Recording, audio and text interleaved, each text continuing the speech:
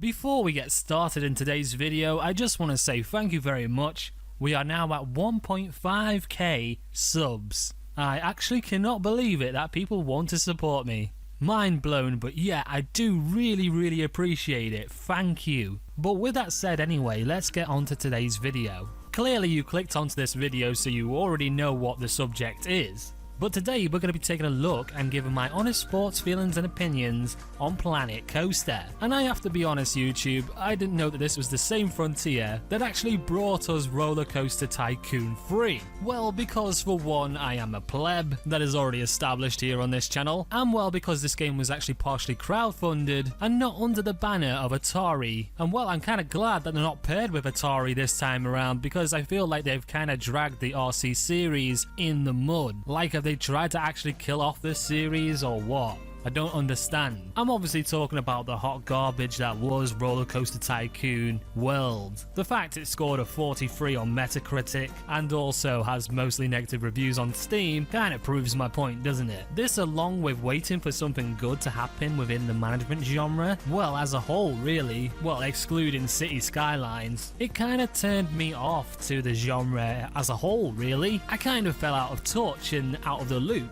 This is the part of the story now where Steam takes all my money. Yes, I know, a recurring theme on this channel that happens far too often, but basically I stumbled across Roller Coaster Tycoon 2. Playing it again brought back so many memories. I was having a blast. I was trying to beat all the challenges, chilling with the infinite money on some of the challenges that allow you to do that, and it was that classic retro experience that I really did enjoy. So basically Roller Coaster Tycoon 2 is to blame for this video because it broke me and I had to go back onto Steam, and well, guess what was on offer? Yeah, that's right, Planet Coaster. I bought the complete collection cause, well, what else was I gonna buy? Parkitech? Ha! Yeah, right. Lol, that was a joke. Don't get salty. I've never actually played that game, so I really couldn't say if it was bad or good. So enough of the story of why this is actually a video. Let's talk about my experience. Well, the first thing I noticed was the movement and actually navigation of the menus was very reminiscent of Roller Coaster Tycoon 3. Granted, movement was more smoother, and there were a few quality of life changes to like the user interface and also the pre-built roller coaster blueprint system. The game managed to feel both comfortable and also interesting. Pretty good job on that one. The next thing I noticed was the graphics. Man, are they impressive. By no means am I saying that they're groundbreaking and the latest and greatest in terms of graphic quality. They don't have all the newest standards and so on and so forth, but it has a great presentation and a level of polish. Everything is crisp and clear.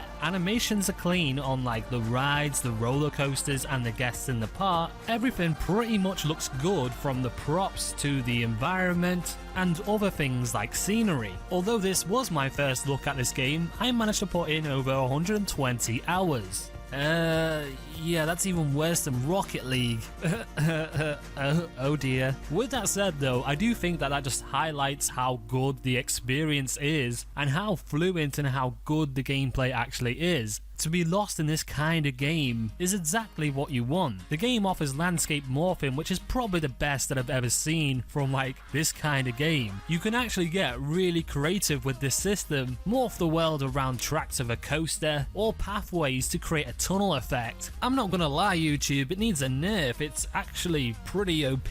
Along with how many assets you get in terms of your props and your scenery, you can get as creative as you want. There's literally endless possibilities of what you can make in this game, whether you're single building coasters or messing around making parks and scenarios. You can do some pretty impressive things with the game, I'm not gonna lie. I was just loving all the options available, and it was that freedom that kind of just caught me. Oh, it's a wicked one, that freedom. The possibilities are endless, and it's your imagination, your creation, which is the limiting factor. Well, almost, and to a degree. Because now we need to talk about performance. Oh dear, here comes the bad part. So the game does suffer with performance issues when you do try to actually fill the park with higher level of detail and do a big sizable park, or even a medium sized park with high details will cause performance issues. The very first time I played, I tried to make a super massive park and get all creative in the sandbox, and to a degree when building rides and coasters using the normal blueprints, there wasn't really an issue there. I could make a big park and still have a good playable frame rate. but when trying to fill in the details and make the world feel more full, but that's when I actually started to experience issues, and the gameplay you're watching now is from the first time that I was playing, and that exact map, as you can see, I'm getting like 15 frames a second. Not good. I did a massive ton of testing in this game, probably made about 8 different maps, and that's probably why I've got so many hours on it now. What I did was I made the park smaller and smaller. I filled ones with a lot of detail, I filled ones without detail, really trying to place where the game is playable. During these tests, I also found out the major issue with the engine. I'm going to try and break this down as simply as possible so everyone that's watching this video can understand it. Basically, DX11 only allows one of your cores of your processor to actually render the frames. This means as the game gets more CPU intensive, as you lay down more things and as more guests come into your park, it basically starts pegging that one core that can do that, which will slowly eat into your frame rate and will slowly stop using your GPU as efficiently as it should be. On the other hand, if the game was using DX12, it would be able to spread the workload over more cores. Now, this isn't bad optimization by Frontier, by no means is that like the case. The fact that this is actually happening shows that it is well multi-threaded. It's just a shame that there is a bottleneck essentially within the engine thanks to DX11. Now, this happens to people with high-end systems. There is going to be a brick wall that you hit if you try to make a big park.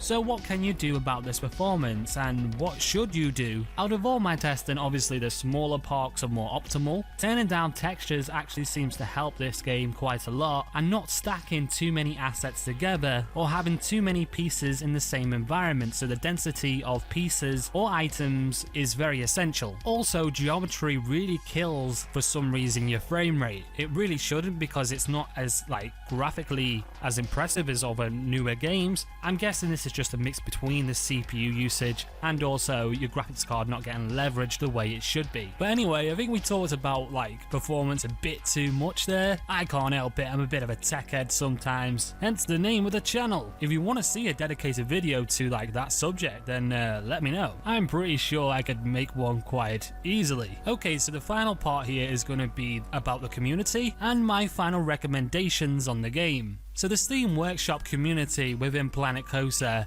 are absolutely nuts. When I first got into this game and I was building everything, I was like, I am top dog on this, I am doing good. Then I go onto the workshop and then I realize that they're building steampunk roller coaster elephants and such things. What? There are just so many levels of insanity when it comes to what people have actually built and what they've shared to the community. I would say alone, just looking through everyone's stuff, there's at least 100 hours worth of content. And even now here in 21, people are still making stuff. Yeah, 100%. This is one of the craziest communities when it comes to actually the builds that I've seen in this game.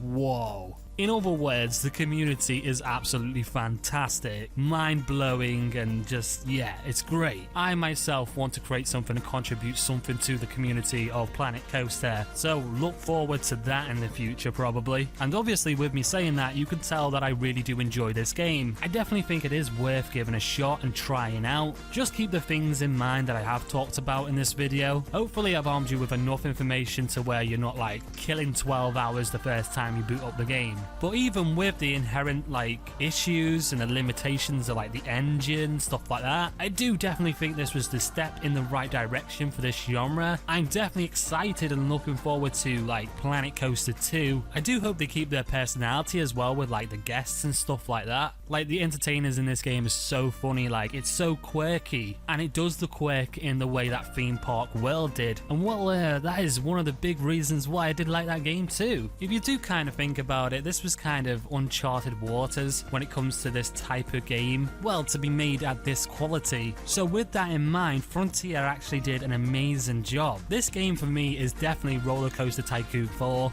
I don't care what anyone says. They've revitalized, they've revived the roller coaster type game for me anyway. They really have. So I'm definitely looking forward to looking at more management games in the future. There is Jurassic Park Evolution as well that I want to check out. I definitely want to check out number 2 of Planet Coaster. So yeah, Frontier, hit me up when you're ready with that game. Oh, and talking about reaching out, once we hit 2k subs here on this channel, I'm actually going to start actively reaching out to developers, big and small, in order to bring the Team Tech Evolve community something new. Although I do find it really awesome looking at older games, I do want us to grow as well, so yeah, we need to start looking at some newer stuff too. Get on the Pulsar gaming and also get on the bleeding edge. Anyway, with that little message over, thanks for watching this video, like it if you do, and do all that YouTube stuff as usual, and hopefully, if this video's been good enough, you might stick around for the next one.